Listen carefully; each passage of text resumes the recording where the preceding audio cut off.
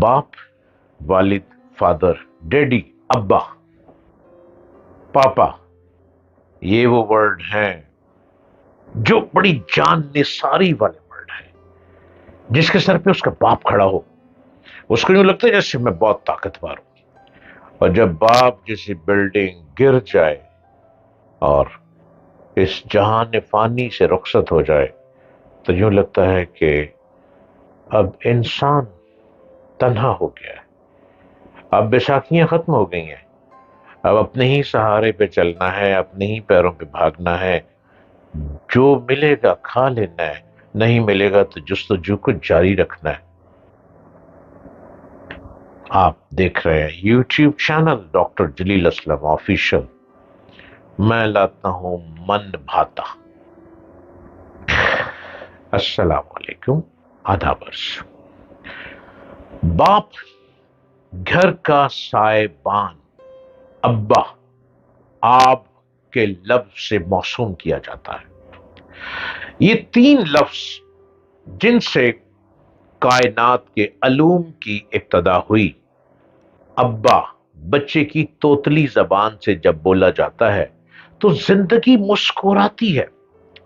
قرآن مجید میں اب 19 مرتبہ آیا ہے، 19 مرتبہ آیا ہے. اب کی جمع ابا ہے جو کہ قرآن مجید میں 64 مرتبہ آیا ہے. اب کے معنی ہے مسلح، مجد، ظاہر کرنے والا اور مالک کے معنی آتے ہیں. ہر زندہ شے کا باپ ہے. اللہ تعالیٰ نے فرمایا ہے کہ میں نے ہر چیز کو نر اور مادے کے طور پر پیدا کیا. پودے ہوں یا پھل پھول، جانور ہو یا کیڑے مکوڑے، چرند ہوں یا پرند، ہر مخلوق نر اور مادہ کے طور پر تخلیق ہوئی ہے. ہر بچے کا باپ ہوتا ہے. باپ کے بغیر تخلیق جنس ایک سوالیہ نشان ہوتی ہے. ماں بچے کی تخلیق کی ضامن تبھی ہوتی ہے جب اس کو باپ کا ملاپ حاصل ہوتا ہے. باپ سورج کی مانند ہے جس کے بغیر کائنات اندھیرے کا شکار ہو جاتی ہے. باپ کے سائے سے اولاد کو شفقت پدری کی نعمت مل جاتی ہے. ماں اگر جنت ہے تو باپ اس کا دروازہ ہے. باپ کو گھر کی عمارت کی چھت، ستون اور دروازہ کہا جاتا ہے.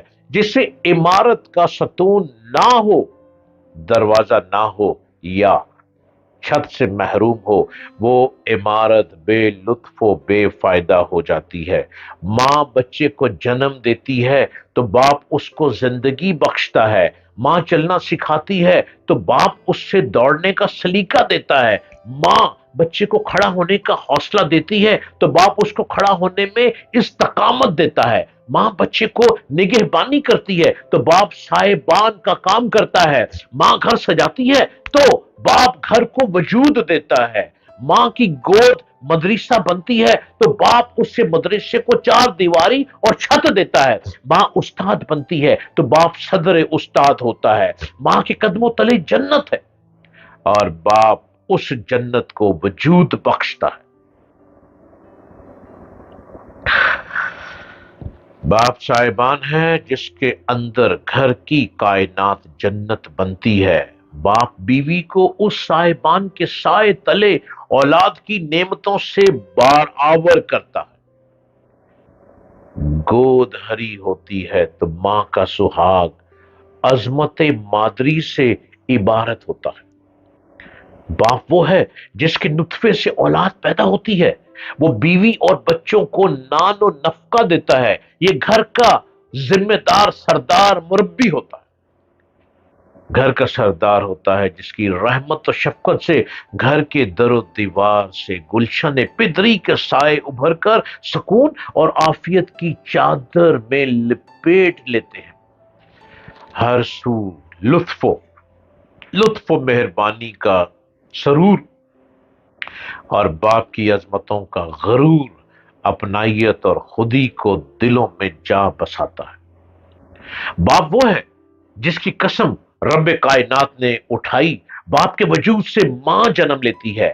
باپ ناراض ہو تو رب کائنات ناراض ہو جاتا ہے. آقائے کائنات صلی اللہ علیہ وآلہ وسلم نے فرمایا کہ باپ جنت کے سب دروازوں میں سے بیچ کا دروازہ ہے، اب یہ بیٹے کی مرضی ہے کہ وہ اس دروازے کو ضائع کر بیٹھے یا اس کے حصول کی ریاضت کرے۔